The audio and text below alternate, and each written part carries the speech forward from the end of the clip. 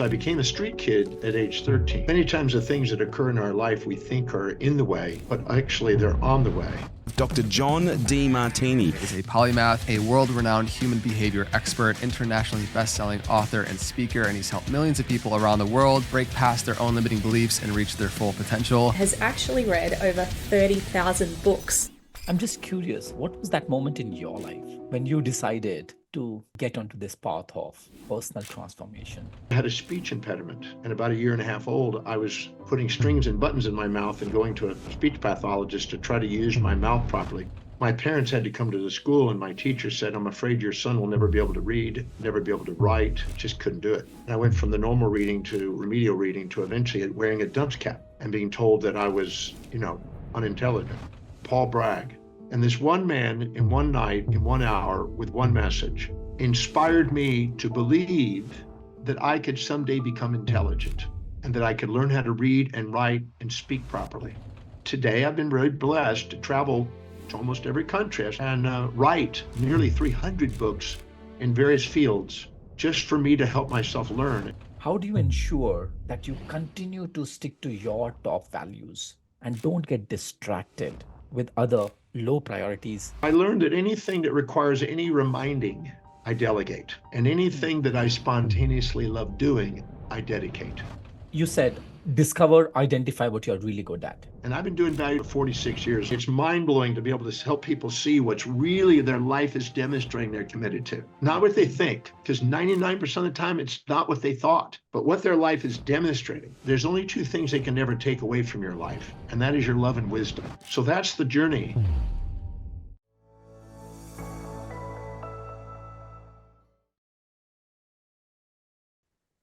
Dr. Demartini, Dr. John Demartini, finally you are here with us on the podcast, The Ex-Monk's Drive. Thank you so much. Thank you for having me. Just before this conversation, I asked you if I can touch your feet.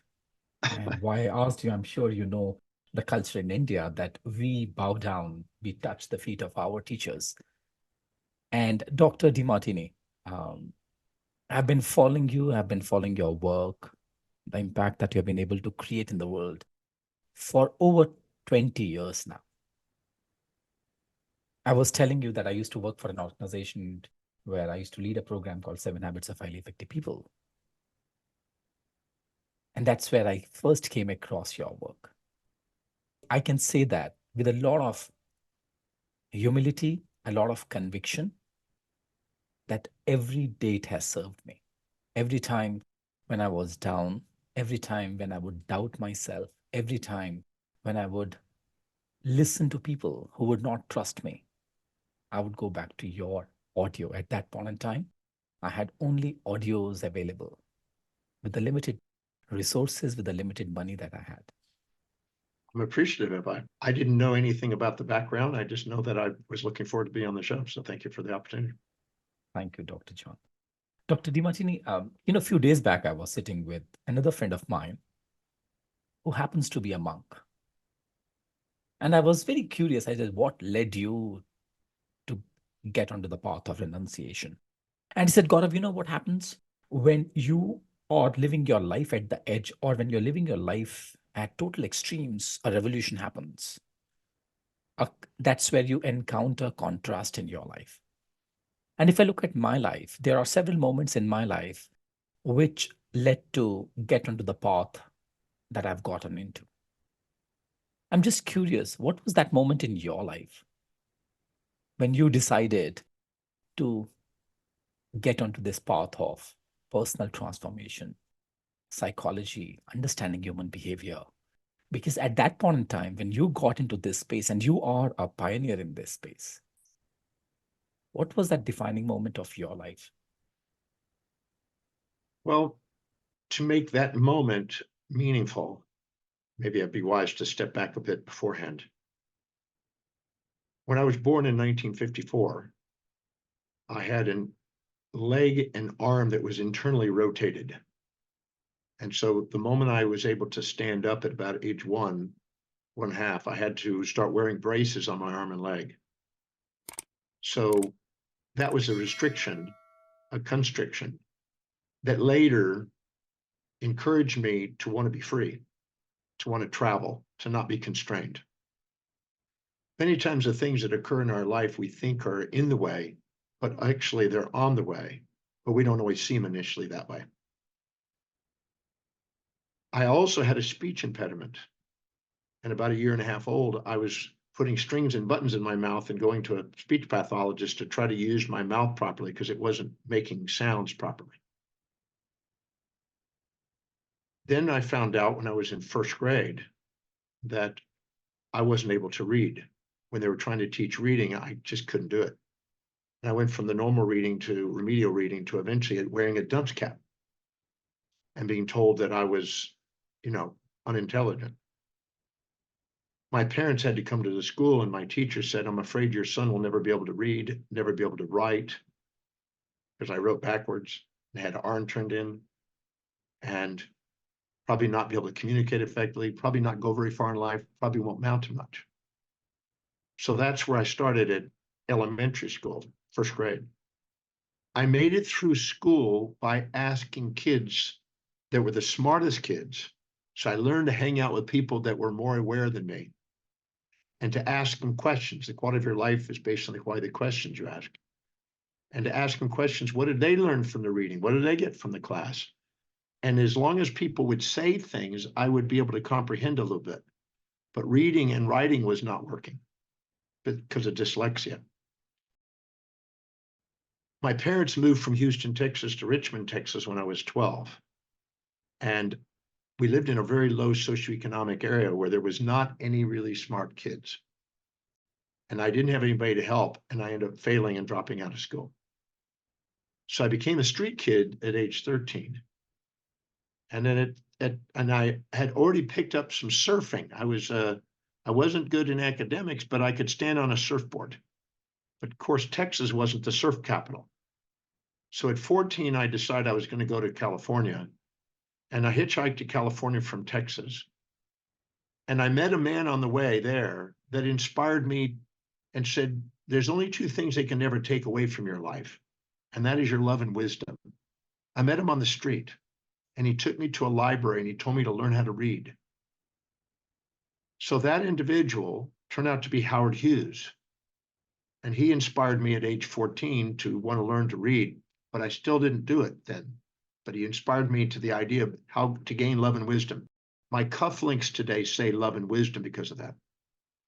They were formally made. At 15, I left California and Mexico because I was going back and forth between Mexico and California to serve. At 15, I moved to Hawaii on the north shore of Oahu. I lived under a bridge. I lived in a park bench. I lived in a bathroom. I lived in an abandoned car. Finally, I had a tent. And I was surfing. And again, I didn't need vocabulary. I didn't need to read. I could just surf, and I was pretty agile on the surfboard. At age 17, after being in Hawaii for over 2 years, I nearly died surfing on a big wave. And in the recovery of that, I was led to a health food store, and then I was led to a little yoga class. And there was a special guest speaker at a yoga class named Paul Bragg. And this one man in one night, in 1 hour, with one message, inspired me to believe that I could someday become intelligent and that I could learn how to read and write and speak properly. And the night I met him, I saw a vision of me standing on a balcony, speaking before 1 million people with an iconic building in the background from every major city around the world. It was a really surreal vision. And I came out of that vision so inspired with tears in my eyes. I just knew somehow there was something meaningful about this vision. This gentleman then started doing classes on the opposite side of the island where I was. And at 5:45 in the morning, I used to go and hitchhike all the way to the other side of the island just to spend time with him, to learn from him. And after listening to him speak for 3 weeks, he said, I'm going back to California. I hope to see you again someday.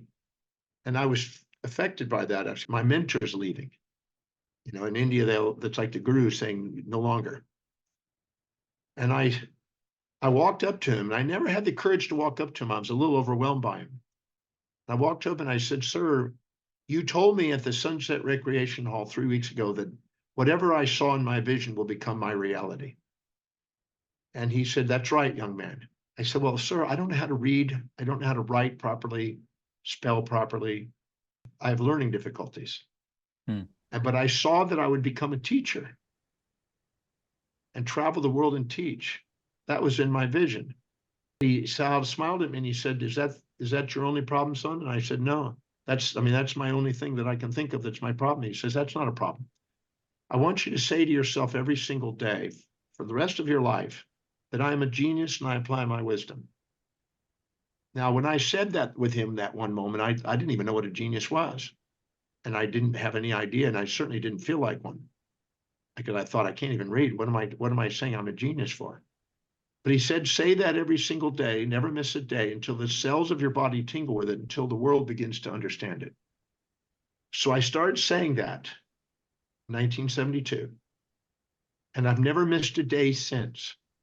And I was 17 at the time, 18 at the time, and now I'm almost 70. So I've been saying that little statement every single day. I didn't know what it really meant. And I left Hawaii. I flew back to California, hitchhiked back to Texas. And I told my mom what had happened. And I asked her, what exact is a genius?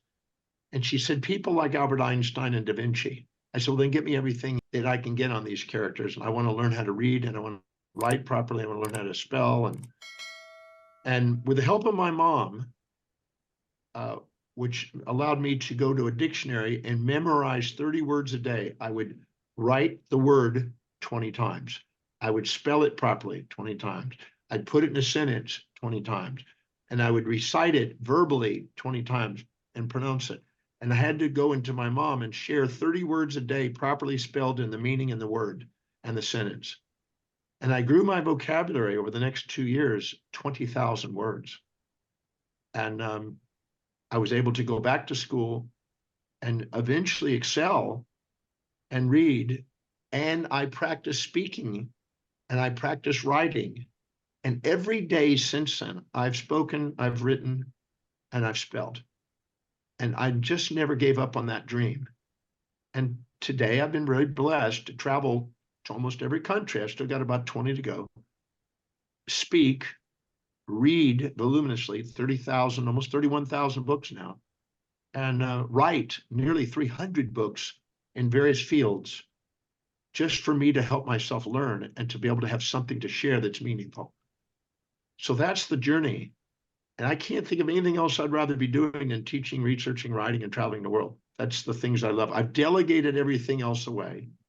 I only do those 4 things, really. I'm useless everywhere else. I haven't driven a car in 33 years. I don't cook. I don't do administration. I don't do anything except teach, research, write, travel. That's all I have on my plate to do. Because I learned that if I don't fill my day with high priority things that inspire me, my day fills up with low priority distractions that don't. So the voids that were in my life as a child were such a gift, because they became the values in my life that I hold so dearly and that I apply every day. And so I can say thank you to all those challenges, because those are all opportunities to help me become who I am today. And I hope that whoever's out there, whatever you think is an event in your life that you can't say thank you for, go back and ask, how specifically did this event help me fulfill my mission, what is most meaningful to me today, until you got a tear of gratitude, so you see it all on the way, not in the way. So you're fueled and not frictioned, and you're inspired instead not inspired, and you become a master of destiny, not a victim of history. I can listen to you throughout the day, John. You know, the thing that caught my attention is when you spoke about that how you do reading, writing, traveling, and speaking. These are the 4 high priorities that you have. Apart from that, there's nothing else that you do. Now, let me just double click on this one, and then we'll move to different directions, if you permit. You know, on several occasions, if not all of us, few of us at least are aware of the things that we need to prioritize and focus on. And yet there are so many other things, as you mentioned, that the administrative work, the operations work, the business development work. From that perspective, if you look at how do you ensure that you continue to stick to your top values and don't get distracted with other low priorities, tasks, objectives in your life? First of all, I want to share it. I pulled up the vision that I saw. Andrew Tischler painted that in from Australia. This is what was painted. And this is me standing up. The name of the painting is A Man on a Mission with a Vision and a Message.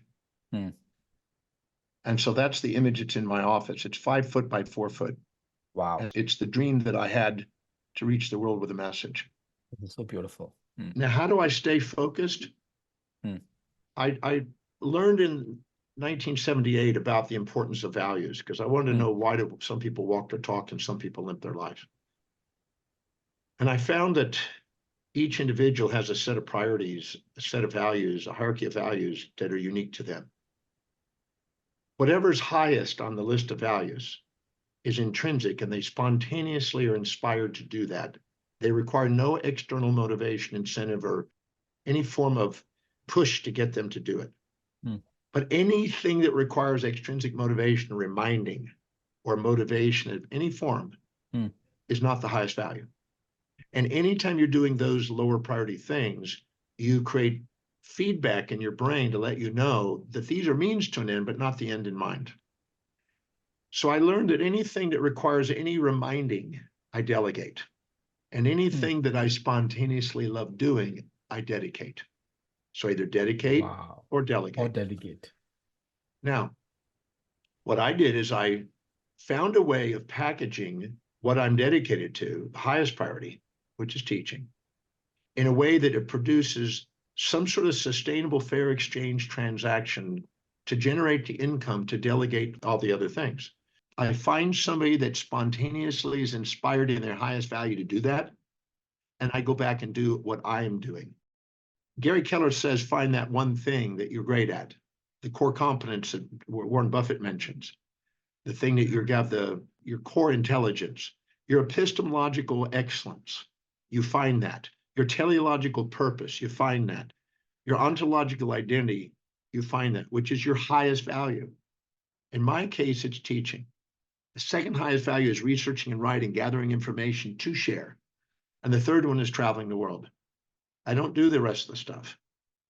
I jokingly say with my girlfriend, it says, look, lovemaking isn't in my highest value, so I'm going to hire George Clooney, who has a higher value on that, to take care of that for you.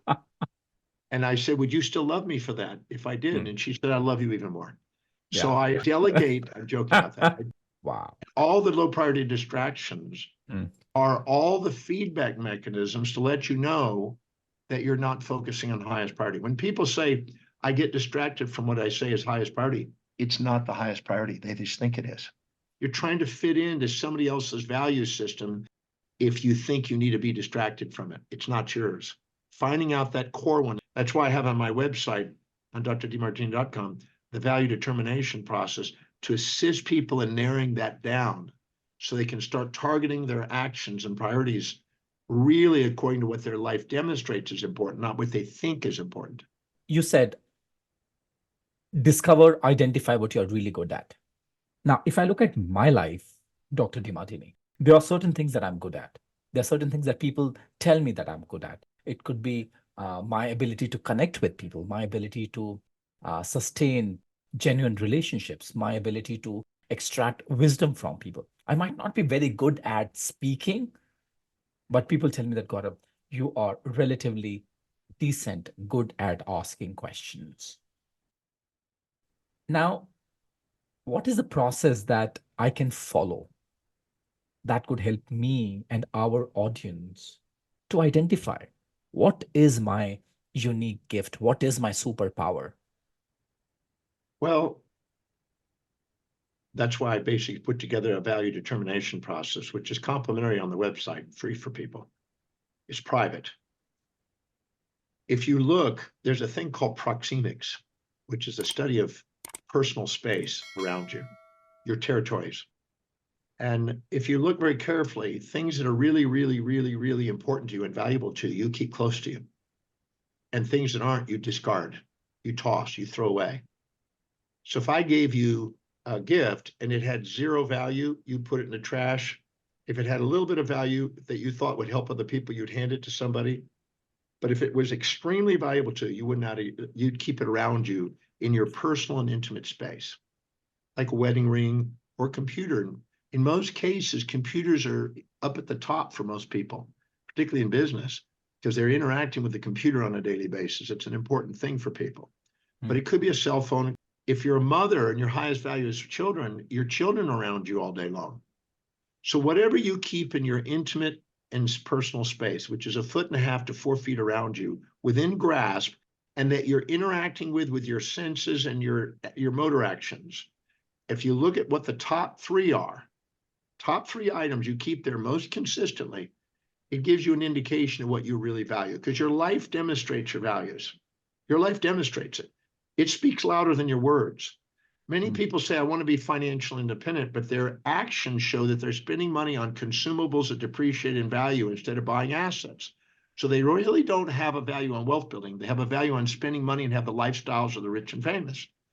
So people confuse what they value many times, and they'll tell you things, but I'm not interested in what they say. I'm interested in what their life demonstrates. Yeah. Because your life demonstrates your value. So space is one of the value determinants. The next one is time.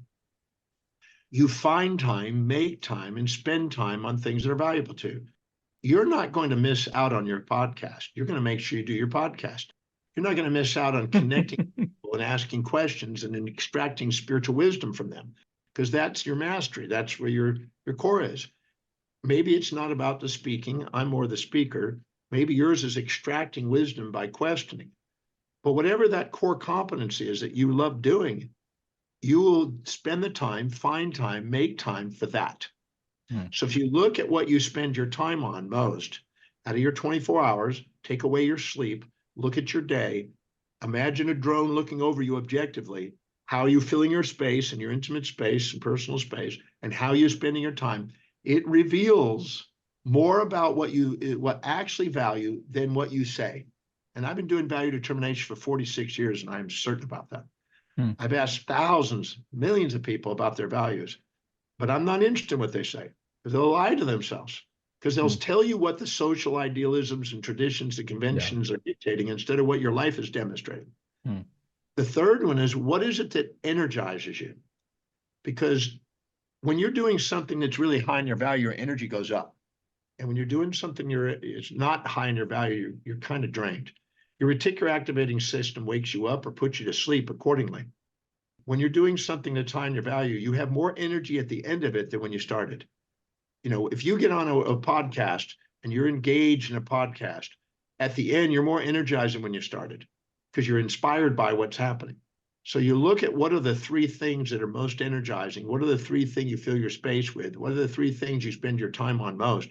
And you'll start to create a thread, a pattern will emerge. Because each of the questions I have in the value determination process reveal a pattern that becomes self-evident as you go along. And if it doesn't match, somehow you're lying to yourself. So you want to make sure you see that pattern. The fourth one is money. You make money, find money, and spend money on things that are valuable to you. But you don't want to spend money on things that aren't. If somebody tries to sell you something that they think is important, but you don't think is important to you, you can't be sold. You don't want to spend your money on it. But the second you see something that you know is valuable, anything that can help you with your podcast and reaching people, you'll spend the money on it. Any book that you think will advance your wisdom, you'll spend your money on. But you may not spend your money on something that somebody else thinks is important. It's got to be valuable to you. So the hierarchy of your values dictates your financial destiny. Tell me where your money's going. I'll tell you where you value things, because you value it. That's the study of axiology, the study of value and worth is the source of the studies of economics. So if you look carefully, that's the fourth value. Where is your money going? I value on wealth building, so my money goes to investments. But when I was in my 20s, before we had the internet, I was buying 40 to 70 books a week and devouring books, 4 to 10 a day. And so I was reading, and feeding my mind. So I look at where my money's going. It goes there. Today you get it all online, so I don't have to spend as much on it. So I put it into investments. So that way my wealth grows and I can do what I love doing, not because I have to, but because I love to. I'm multiple times financially independent because of that. The fifth one is where you have the greatest degree of order and organization. When you're something that's really high in your value, you bring order to. Something that's not important to you, you leave chaos in. And so you'll find that people have a very high value on, if they have a value on their social life, they'll have social calendar, it's organized. If they have a high value on learning, then they have their reading calendar system organized. If their business is important to them, they'll have business structures and their infrastructure organized. If wealth building is it, they'll have their financial house organized. Where you have the highest degree of order. And I'll be willing to bet that you have a very highly organized scheduling around your podcast and engaging and interacting with learning from people and coaching people, most likely. So that's where the order is. So you look at where the top three things that bring the highest degree of order and organization is, because whatever's highest on your value is where you bring your greatest order. And as you go down the list of values, they become greater in disorder. And disorder, according to Claude Shannon in information theory, means missing information. So you don't want to miss information in your highest value. Your epistemological pursuit of excellence is always in the highest value, and that's where you gain the most knowledge. Therefore, you have the most order. The next one, and you get three answers on that. And again, the pattern will reveal itself. They'll all come to the same answers if you're really honest. The next one is, what is it you are absolutely disciplined, reliable, and focused on? Nobody has to motivate you externally to get you to do. You spontaneously are disciplined to take actions on it. Nobody will have to motivate you to get up and do your podcast or your coaching or your learning, I'm sure, because those are things that you just spontaneously love doing. You're disciplined on it. You do it every day. You can see behind you that you love reading. There's books.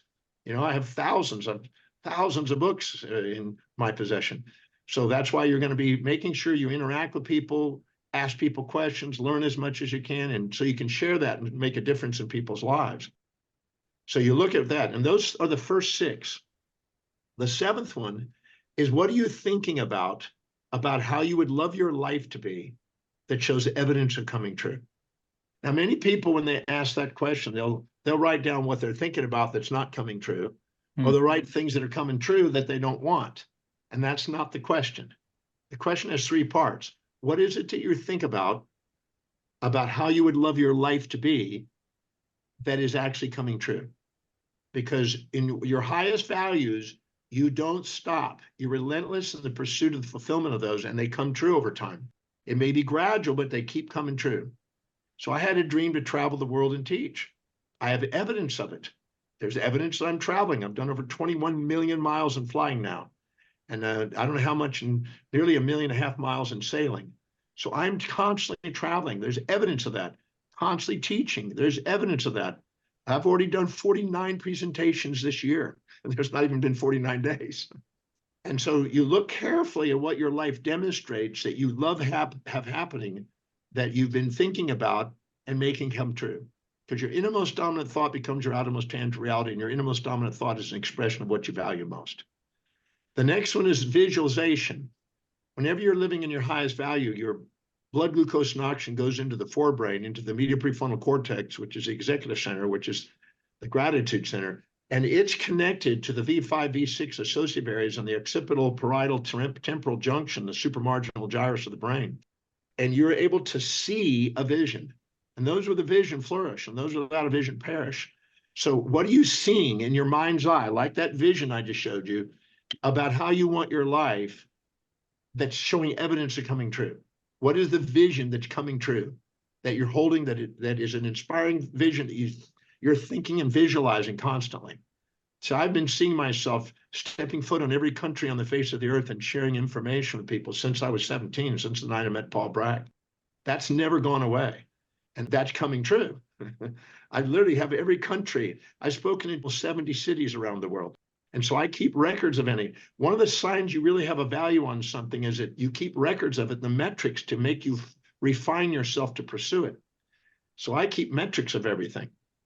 And by the way, I've already done my gratitude journal, and I've already got you typed into it. I could show it. It's already typed into it for the day. So it was typed before we got on this morning. So I knew that I was going to be doing it. I have it as a gratitude to be able to be and doing this interview. The next one is, what are you internally dialoguing with yourself about that you would love to come true that shows evidence coming true? So in other words, what are you internally saying to yourself? I say to myself that I'm an international professional speaker, stepping foot on every country on the face of the earth, sharing inspirational ideas that make massive difference in people's lives globally. So I've got a statement that's internal that I say to myself about how I would dream about my life to be that shows evidence coming true. What are you saying to yourself that shows evidence coming true about how you want your life to be? That's the temporal lobe. The visual is the occipital lobe. The thinking is the frontal and parietal lobes. And so you're literally activating the whole brain congruently if it's really, truly highest on your value. The next one is, what does your external dialogue indicate? When you go and socialize with people, what do you lead the conversation to? And if you get to talk about it, you're engaged and awake and you get your second wind. And if they try to talk about things otherwise, you tend to move away and you go and find somebody to talk about what is meaningful to you. If somebody comes up to me and starts talking about cars and the maintenance of cars, I kind of tune out and get quiet. And I'll move through a social circle until somebody's talking about something to do with maximizing human awareness and potential. And then I'm alive. I'll come extrovertedly into the conversation. So what do you converse with people about most? What do you love conversing about? And what do you lead the conversations to most consistently when you're talking? The next one is, what inspires you in a moment of authenticity? What brings tears of inspiration to you? Because if you look at those moments of tears of inspiration, when you have gamma synchronicities in the frontal cortex, and you have an alpha rhythm in the brain with gamma synchronies, when those moments, you have a moment of authenticity, and those are signs of that you're in your calling, you're congruent with who you are. What inspires you and what's common to the people inspire you? So I've been inspired by all the great philosophers, all the great spiritual mystics, all the Nobel Prize winners, any great scientists, anybody that's done extraordinary things on the planet that's made a global difference, anything about their biographies and their lives, I'm in it. I study it and want to know what is it that made them great like that. So feeding my mind that's what inspires me and brings tears to my eyes. The next one, and those are you get 3 answers in each of these questions. The next one's, what are the 3 most consistent, persistent goals that you've pursued that are coming true and they're manifesting and there's evidence of them coming true? Even though they may not be completed, they're coming true. You know, I had a goal to go into every country. I still haven't gotten to every country, still a few countries left, but I've definitely have evidence that I'm traveling the world. It's traveled a lot. So you look at what is that you have as goals that you persevere, you consistently and persistently work on that show evidence of coming true. And you find those. And again, you'll see a pattern through all these answers. I mean, sometimes if you're really honest, you'll see this pattern just repeat the same 3 answers, just keeps coming up, and you're sitting there going, this is obvious what I'm committed to. Yeah. And the last one is, what do you spontaneously want to feed your mind and want to learn and listen to and watch on YouTubes? If you go to the bookstore, you'll find people go to a bookstore, they'll go to books on business or books on philosophy or books on relationships or books on health or books on spirituality or something. They keep going to the same section. They may never have been to the other areas. There's a core area that they are spontaneously wanting to learn. We spontaneously want to learn what's most meaningful to us, what's highest on our value, and we don't need any motivation to learn that. But anything else, we'll probably have to link and make associations in our mind in order to be able to learn it. So look at what you spontaneously want to learn about, the top 3 topics, and you'll see a pattern. And you have 39 answers and 13 questions. And you go and look, which of those answers come up most frequent, second most frequent, third most frequent. And I've been doing this 46 years, and it's mind-blowing to be able to help people see what's really their life is demonstrating they're committed to. Not what they think, because 99% of the time, it's not what they thought, but what their life is demonstrating.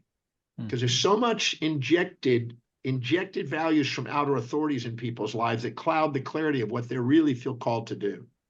So by doing this exercise honestly and doing it again to make sure, and maybe again, it's really revealing. And then you start to prioritize your life around what is really important. Because anytime you're not doing the highest priority thing, you devalue yourself. And you're designed to. People think they've got a problem. The truth is their body and mind is doing exactly what it's designed to do, to offer feedback by creating chaos and frustrations and self-depreciations and doubts Those are all mechanisms to try to get you back onto authenticity, because your authentic self is the expression of your highest value. And when you do that and find that one thing, you excel, you're grateful, you're inspired, you exemplify leadership, you automatically found your calling, and you do it in a way that serves people with sustainable fair exchange, and you become abundantly wealthy, and you have more than enough to be able to delegate all the rest. And there's your leadership path. Yeah, that was a quick masterclass by Dr. Demartini on values. Just to quickly, for everyone's benefit, the first thing you spoke about space, second is time, energy, something that energizes you. Where are you investing your money? Where do you find order and organization? Where are you most spontaneous, reliable, and disciplined? What are you thinking about that you want your life to be, and the evidence that you're getting out of that? What are your visualization? What are you visualizing on day-to-day basis? What you keep records and matrix about? And then what's the external dialogue? What inspires you? 3 consistent goals that you have been working on, and the top 3 things that you listen to, where you go and read books about. Now, help me understand, Dr. Demartini, let's say, in India, there are, let me use this example. That's a question that I often ask myself. There are 4 great spiritual gurus that we have who are exceptionally great at what they do.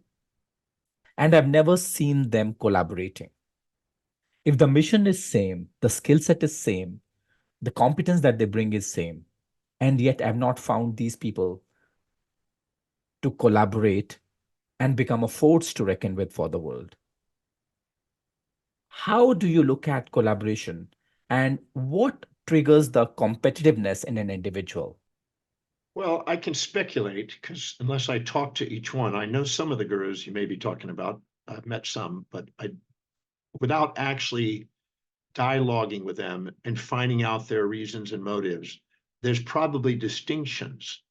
To say they're the same would probably be more they're similar, and there's some distinctions there. And probably they prefer their distinctions compared to the others' distinctions. And as a result of it, they would prefer to make sure that they articulate it that way. And I'm sure there's also some of their individual ego that they would like to be able to leave their mark with. And by collaborating, that may dilute that in their minds. These are speculations, and I don't like speculating normally. I'd rather just actually talk and have dialogues and find out. But each of them have some sort of contribution, and there's variations of people in the world. And sometimes listening to one awakes somebody to action, somebody the other one it doesn't. So there may be a beauty of having a variety of people saying it slightly different, similar but slightly different, to make sure that people get that. Otherwise, there wouldn't be a market there. Because sometimes, like I have people come to my classes sometime and they go, wow, I finally found, somebody I can relate to. I have another person on the same presentation and go, I don't relate to you. And they'll find and migrate over to somebody else. And neither one of us are better or worse. Every speaker and teacher has something to offer. Yeah. And different people resonate at different stages of their life. And so With I'm different not people. better or worse. I'm just different with a slight different edge. And then I can reach and touch it. So it might be wiser to do it, because otherwise you would subordinate to only one authority instead of actually having a diversity. Yeah. And I tell people, because in India, it's very common for people to come up and humble themselves to the teacher. But I really don't want them to humble themselves to me. I want them to look at me, and whatever they perceive in me, I want them to look inside themselves where they have the same thing. I learned a long time ago, 40 years ago, I realized that many times what I was saying to others, it was for me. I put my finger at them, but it was to me. Yeah. And I looked at that and I go, well, I'm judging in them. I'm really, whatever I'm resenting in them, I actually have and demonstrate in me, and I may feel ashamed of it, and they're reminding me of it. And so I'm pointing my finger at them, but I'm dissociating from my shame and going into pride, looking down on them and pretending to be too proud to own that. And the same thing when I admire people, I'm too humble to own that. But I found out that being too proud and too humble to own things becomes disowned parts. And then the external world runs us instead of having reflective awareness and loving people. I'm judging people that way. So I went to the Oxford Dictionary and I underlined every possible human behavioral trait that I could judge in the Oxford Dictionary, which is the largest dictionary I could find. I found 4,628 traits. I found out later, just a few years ago, that Gordon Allport found that in that same dictionary, 4,035 years or 40 years earlier. So there's obviously new traits coming in. I went through there and I underlined the trait, and then I thought of who do I know that reminds me of that behavior to the most extreme. So I wrote out there, inconsiderate, for instance. I thought, who is the most inconsiderate person that I've interacted with? And I wrote the name. And then I stopped one by one. This took quite a while. Where and when do I perceive myself displaying or demonstrating that same behavior? Where did I do it? When did I do it? Who did I do it to? And who perceives me that way? And I went through 4,628 traits over a long period of time, methodically through there. And I found out that I had every single one of those behaviors. Nice, mean, kind, cruel, honest, dishonest, considered, inconsiderate, cold, warm, every imaginable pair of opposites that I saw, I found. When I owned them, when I met people that had those behaviors, instead of reacting with a seek or avoid, an admiration or despise, a pride or a shame, which were all in authenticities, I just looked and I realized that's me at certain moments in my life. And I realized that they're going through something I was probably going through at that moment. Absolutely. That's not who they are. That's a temporary persona that I'm seeing with my incomplete awareness. Yeah. I'm not seeing the divine in them with namaste. I'm seeing the parts. Yeah. And so when I did that, I realized everybody has a slightly different angle on life and is just as valid. And so I don't want people to put me on pedestals. I don't want people to put me in the pits. I want them to learn how to put me in their heart and want me to do the same. So I don't look up to the guru or look down on the guru. I respect and appreciate the guru and thank them for what they have to teach. But really and truthful, I'm pretty decent maybe in the area of human behavior, but I don't know hardly anything about technology. I don't know hardly anything about cars. I don't know a whole lot about cooking. All the things I delegate, I'm an ignorant person. So when I meet somebody, they may be a genius and may be my guru Absolutely. in that area, and I some may of be the the other guru in the traits. other area. And so we all are gurus to each other. Yeah. Help me understand, John, what at times interferes in an individual's life that they stop to follow their values? When you are talking about love, wisdom, has there been a time when you did not live from that space? You spoke about space, right? And what do you keep closer to you? Laptop, wallet, mobile. But do I really value them, or am I addicted to them? Because for as long as I have them, I am complete. Without them, I am incomplete. These items are utilitarian. We can utilize them to fulfill what's most meaningful to us. It's what they can offer. My computer I'm not addicted to my computer. I use the computer because it allows me to teach and research. So I'm grateful for that. Before there was a computer, I used books and I used voice and telephones.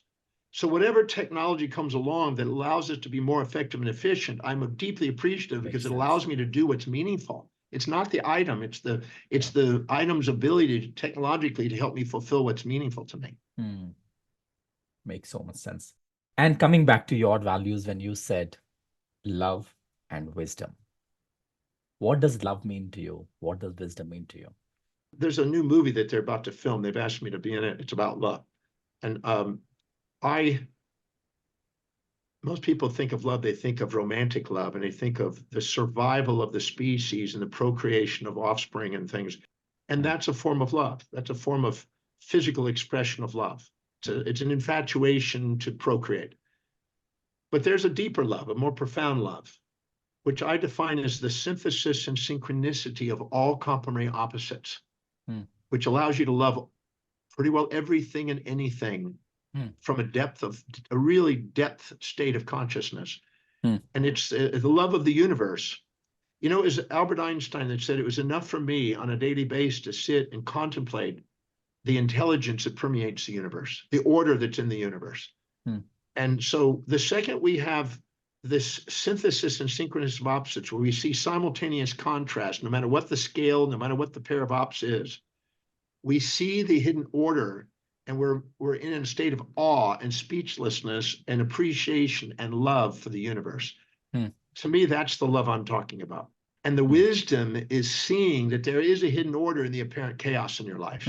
And that's the wisdom. When you're infatuated with something, you're blind to the downside. When you're resentful to something, you're blind to the upside. So you have impulses and instincts of the amygdala instead of the executive center, where you see objectively both sides simultaneously, and you're poised and present and feel purposeful and you feel meaning.